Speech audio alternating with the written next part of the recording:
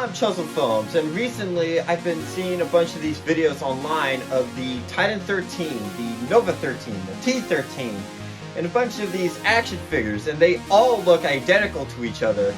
So me and a bunch of other Stikbot users have been finding a bunch of these videos online, and we've all been saying, hey, wait a minute, I have a Stikbot. I mean, I already have what I need. And now these guys are making videos against Stikbots. So I did a little bit of research of these guys, and by I mean research, I mean Cleefilm did all the work for me.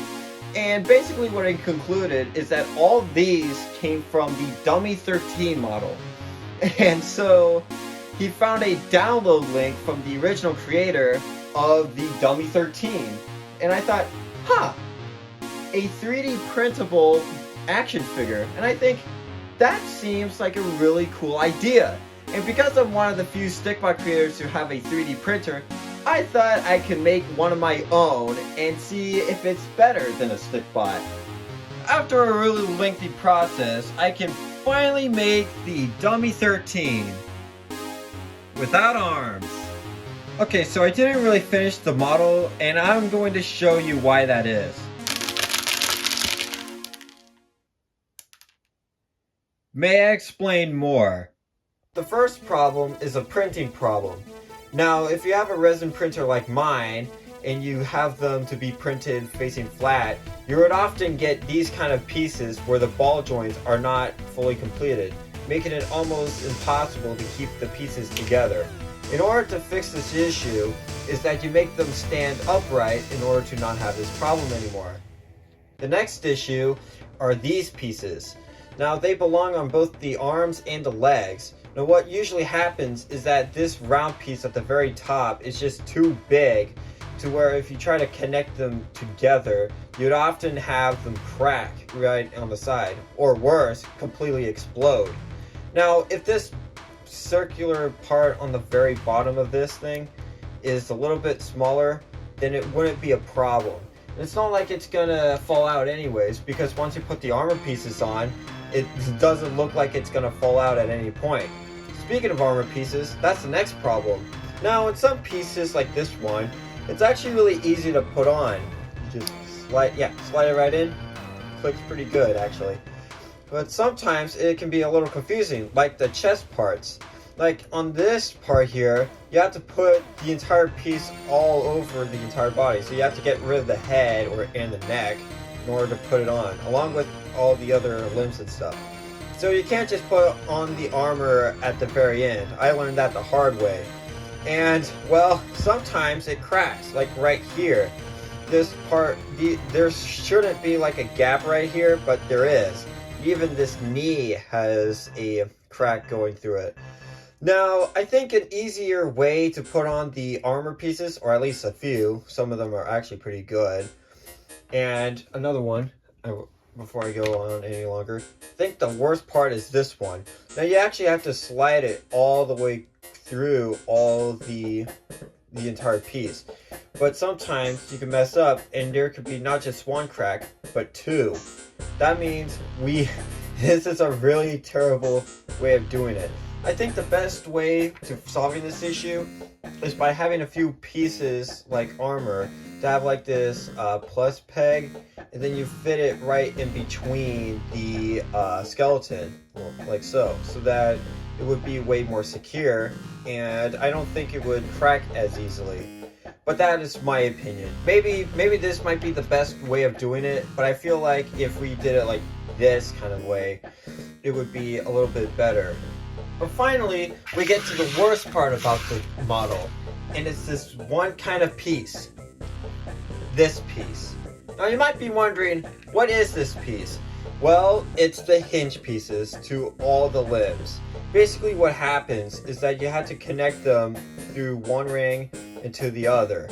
And it's the most fragile piece of them all. And guess what? You have to make 4 of them. One for every single limb. I mean, I made over a dozen of these things, and you can see that each one broke off at some point. They're completely annoying. And I had to ask, why can't they be ball joints? Like literally every other part. The neck is a ball joint, the torso is a ball joint, the other legs and feet are ball joints, even the top of the arms are ball joints, and along with the hands.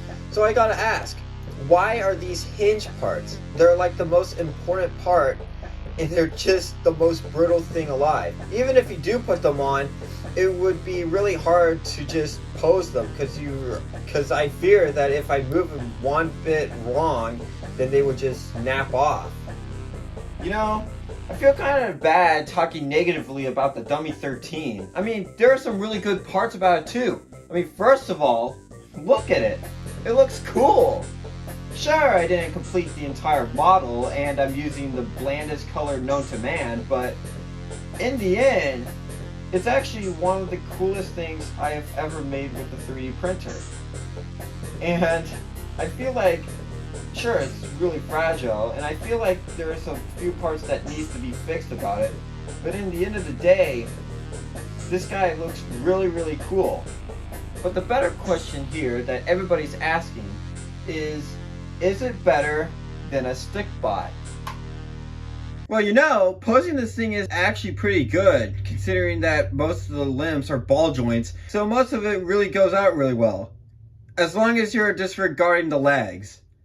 The Dummy 13 is really easy to tip over. Making a video with these guys would be borderline impossible to even accomplish, because they always keep falling over all the time.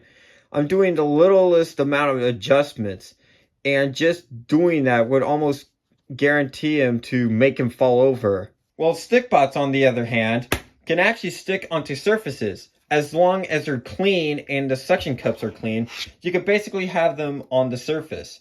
I mean, check this out. I can have one Stikbot stand up by just 1 foot. I can barely do that with a Dummy 13 of keeping both legs up. So in the end, with this, you can actually pose and move around the Stikbot far easier than a Dummy 13 when it comes to making stop motion videos. So, of course, for stop motion purposes, a Stikbot would be better. However, action figures look really, really cool on shelves, and Dummy 13 absolutely looks like it can belong on the shelf.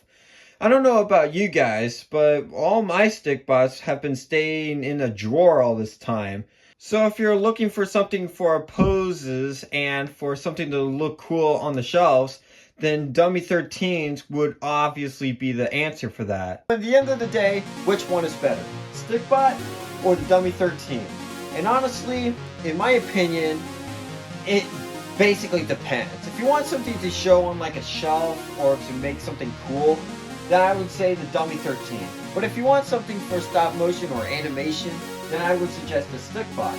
Both of these have different functionalities, and, well, they're certainly different for their own respective needs.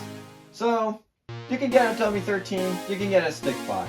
And as long as Dummy 13 doesn't have magnets on their feet, I don't think they'll ever replace Stikbots. And I also don't think that Stikbots could easily replace a Dummy 13 either. They're both different things most of the time, and yeah, that's all I have to say about this. Until next time, I am Chisel Films, and I'll see you all next time.